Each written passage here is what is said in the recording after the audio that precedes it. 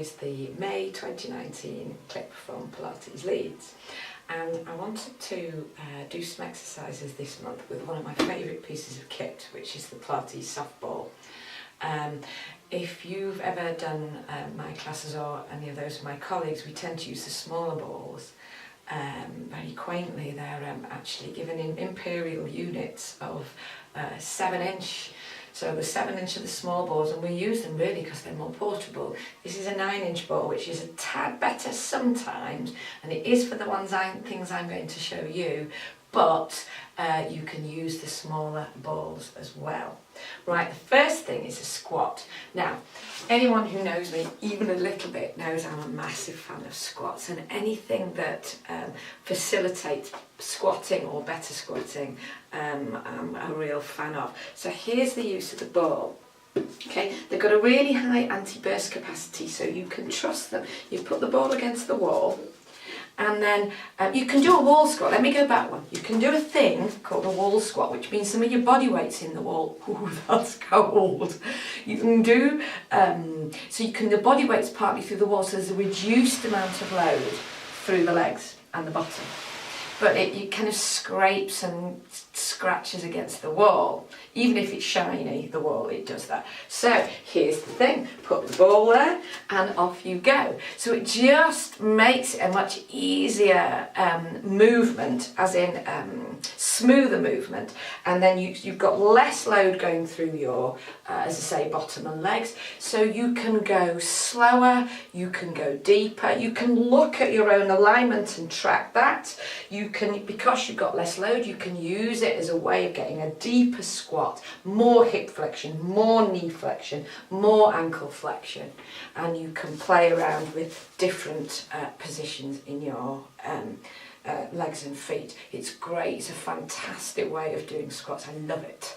And even more than I love that, I love the next thing, which is the use of the ball to passively articulate the upper back. It's the bit that's often the stiffest. It needs moving, and here's how. So you sit down. Now you need to get the ball behind you, so the way I suggest is go down so you're on your bottom and your feet, go back with one elbow, and then with the other hand put the ball in between your shoulder blades. And then put your hands behind your head, and you sort of allow your body to drape over the ball. It looks a bit like an ab curl, and the breathing is like the ab curl. Breathing in as you go over. There's the spine, upper back extending over the ball, and breathing out as you come forward. And it's a curious thing, even though it looks like an abdominal curl, the load is different. It is physically much easier. You can go slowly, slowly, slowly, and allow, if possible, your knuckles to go to the floor. It's quite common for people to feel a little bit queasy when they go back. It's not dangerous, and it's not that you're doing anything wrong. It's just the sudden amount of extension. The vestibular system reacts and sends queasiness feelings to put you off. And it may be that you do want to reduce your range going back, but you'll be fine coming forward. Nice and slow, and the other thing is, occasionally some people do find that it does makes them a bit backachy when they use the ball. And there's some people for whom, however much it's a good exercise and a good piece of kit, doesn't work for everyone. So if you do find you've got a little bit of backache, the first thing to check is, have you got the ball in the right place? If it's too high up towards the neck or too low to the lower back, often that will be the cause of the pain. An adjustment, and adjust to make that ball be in between your shoulder blades. And for some people, no matter what they do, it's just not for them. So again, it might not be that you're doing it wrong, it just might not be the exercise for you. Third and final exercise is really a companion piece to the previous one, and you put the ball on your breastbone, and it's basically the same exercise in reverse. Now, a word of warning: this can be a little bit compressive, particularly for women, because of our boobs. It's easier if you're a man, and a flat-chested woman, I must admit. So if you can, some people can't deal with that compression, and again, it's not that you're doing it wrong, it just might not be the exercise for you.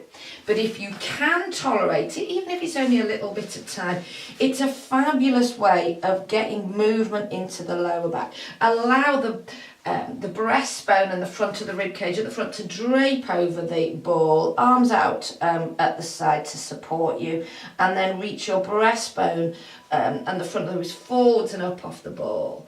Be aware that you don't over move the neck. Yes, the neck moves, but really you're trying to achieve movement in the upper back. Breathing, again, same as before. You curve over on an out breath and come up on an in breath.